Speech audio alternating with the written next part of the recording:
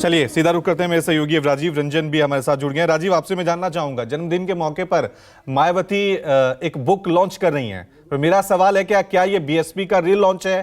क्योंकि विधानसभा चुनावों में हमने देखा था बीएसपी ने बिल्कुल पूरी तरह से सरेंडर कर लिया था, बिल्कुल खामोश, और नतीजे भी वैसे ही आए थे।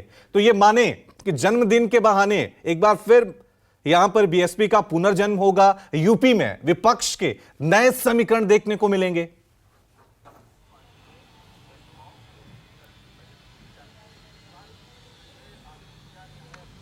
देखिए, ये 15 जनवरी को 2 फंक्शन होता है बड़ा।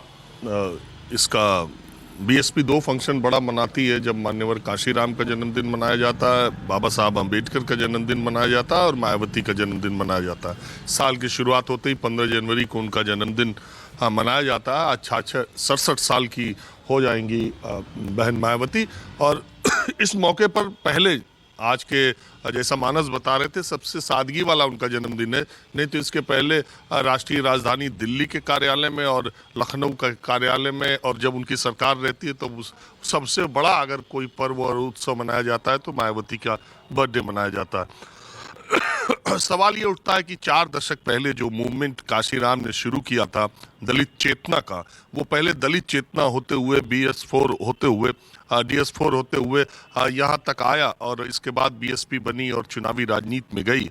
और तकरीबन 4 दशकों में ही बहुजन समाज पार्टी की राजनीतिक यात्रा एक तरह से पाताल में चली गई है, जब वो 13% से भी कम वोट पाने में कामयाब हुई। अभी 6 महीने पहले के इलेक्शन में, या आपके लीजिए अब तो 10 महीने होने जा रहे, 10 महीने पहले जो विधानसभा के चुनाव हुए, और सिर्फ 1 सीट मिली रसड़ा की, उमाशंकर सिंह की। हमेशा ये बात आप ध्यान में रखिए कि वो बीएसपी की सीट नहीं है, वो उस विधायक की अपनी सीट है, उनका अपना कारनामा है, उनकी अपनी लोकप्रियता है। तो एक भी सीट अगर उस तरह पार्टी के लिहाज से आप देखेंगे तो बीएसपी को एक भी सीट 2022 के विधानसभा चुनाव में नहीं मिली, जिसकी कल्पना शायद ही कोई राजनीतिक पंडित कर सकता था।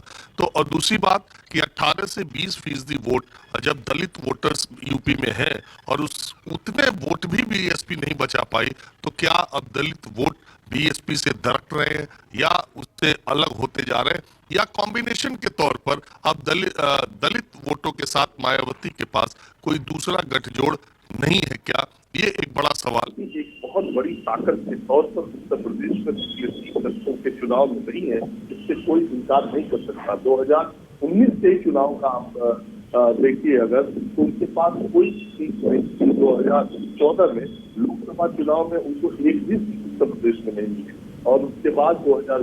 नमस्कार, मैं हूं मानक गुप्ता।